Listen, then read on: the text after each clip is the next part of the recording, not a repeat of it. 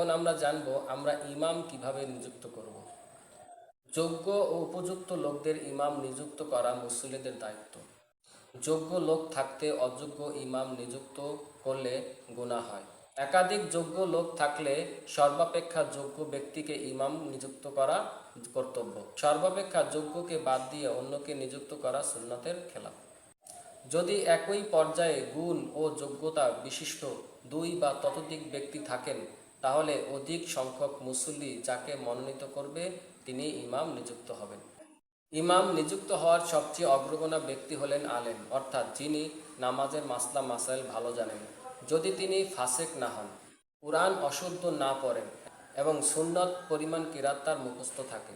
উপরোক্ত গুণে সমান থাকলে তারপর যার কিরাত ভালো, অর্থাৎ তাজবিদের নিয়ম অনুযায়ী যে কুরআন পড়তে সক্ষম, তারপর যার তাকওয়া বেশি, অর্থাৎ যিনি হারাম হালাল বেছে চলায় অধিক অভ্যস্ত, তারপর বয়সে যে বড়, তারপর যার আখলাক চরিত্র উত্তম, তারপর যার চেহারা অধিক সুন্দর, তারপর যে বংশের দিক থেকে শরীক, তারপর যার আওয়াজ অধিক ভালো, তারপর যার লেবাস পোশাক ভালো, যার মধ্যে একাধিক গুণ থাকবে, সে এক গুণের অধিকারী অপেক্ষায় অগ্রগণ্য হবে।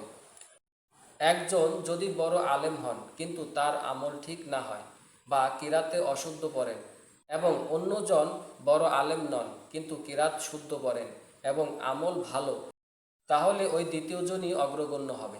কারো বাড়ি জামাত হলে বাড়িওয়ালাই ইমামের জন্য অগ্রগণ্য, তারপর বাড়িওয়ালা যাকে বলবে সে অগ্রগণ্য। অবশ্য যদি বাড়িওয়ালা একেবারে অযোগ্য হয়, তাহলে অন্য যোগ্য ব্যক্তি অগ্রগণ্য হবে। একই স্থানে বাড়ির মালিক এবং উক্ত বাড়ির ভাড়াটিয়া উপস্থিত থাকলে ভাড়াটিয়াই মালিকের হুকুমে আসবে। নির্ধারিত ইমাম থাকলে সেই অগ্রগণ্য, তার অমতে অন্য কারো ইমামতি করার অধিকার নেই।